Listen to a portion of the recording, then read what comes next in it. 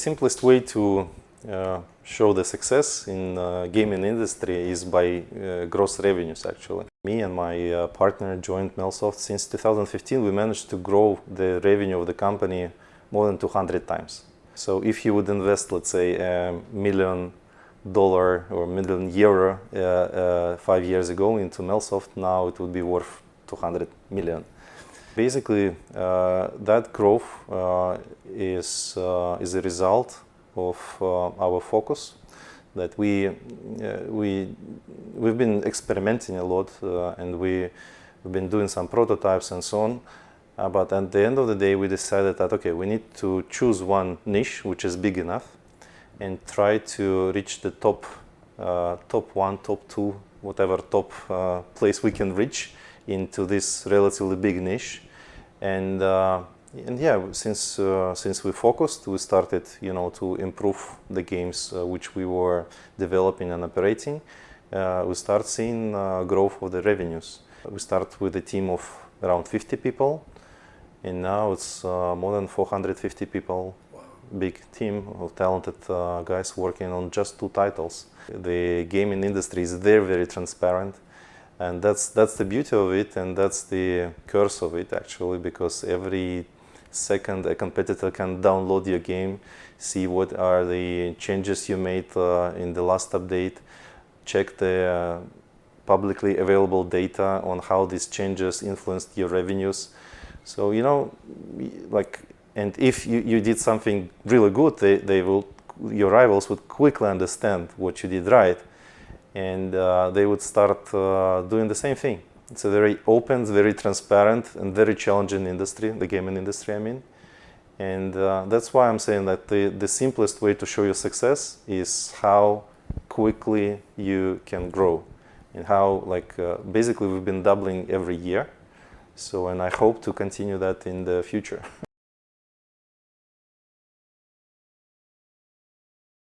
The short answer is there are 4 parameters, the big 4, like low corporate taxes, especially like IP box regime and that stuff, low personal income taxes, then English everywhere.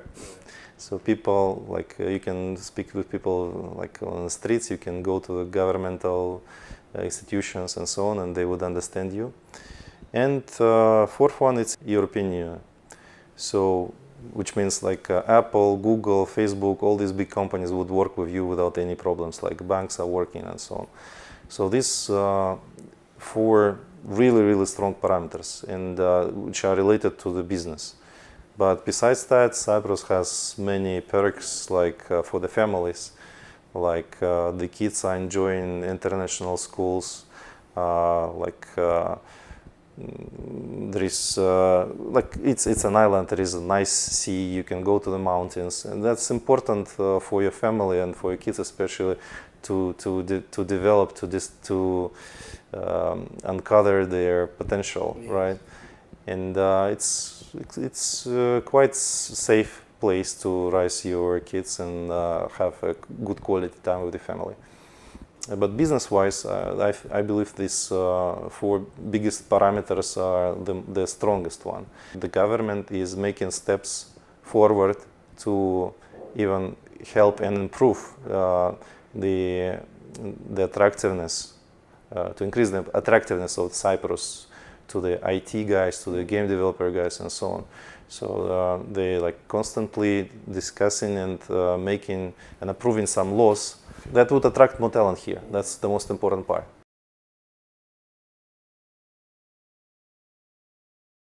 So far, in which Cyprus is succeeding is attractive the C-level guys here, like CEO of the companies, to make Cyprus as a headquarter.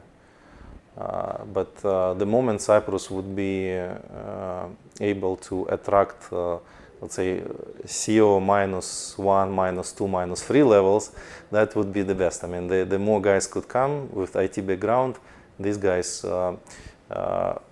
from statistics, I know one IT person is given a kind of job for at least 3 other person in the economy. There was some statistics, I don't remember in which newspaper I read that, but on average one IT guy gives creates at least 3 jobs locally.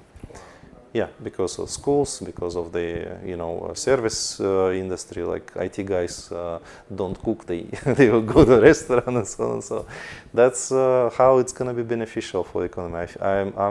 I believe like everybody understands that here.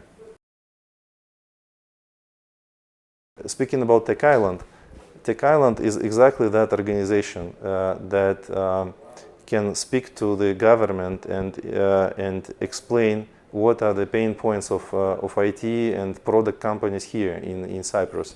So it's super important to have that organization or like body of knowledge that is run by people with good reputation. And the guys in Tech Island, I know like most of them, and they have really good reputation here. So I can be 100% sure that at the end of the day they reflect and represent my pain. They know my pain points, and on a bigger level they can collect the issues and problems from hundreds of companies across Cyprus, and they can present it to any ministry, to any lobbyist, whatever, to any person who wants to understand how he can or she can help Tech Island companies in Cyprus. So it's super important to have this organization. Game is a sophisticated IT product in a nutshell, but there are definitely a few differences. And the difference number one, in order to create a game, you should attract bigger variety of specialists and experts. Unlike to IT product, like whether it's whatever bank software or mobile app, in the game you should have a lot of sound effects. You should have a lot of like 3D, 2D art, some visual effects.